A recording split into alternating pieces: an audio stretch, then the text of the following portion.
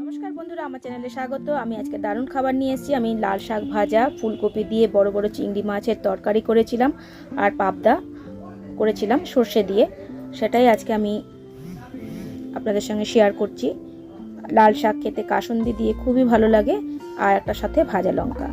এইভাবে আজকের আমার দুপুরের খাওয়া, আর এত দুর্দান্ত হয় খেতে যে কি বলবো। শাক ভাজাটা খুবই প্রিয়, লাল শাক তো খুবই ভালো লাগে। লাল শাক চিংড়ি মাছ দিয়েও খুবই সুন্দর হয় খেতে।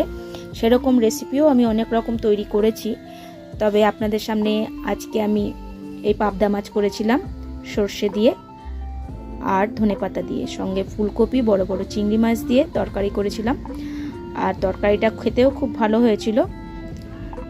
এইভাবে যারা যারা এরকম ধরনের খাবার পছন্দ করেন অবশ্যই কমেন্টের মাধ্যমে জানাবেন, আর ভালো লাগলে একটু শেয়ার করবেন।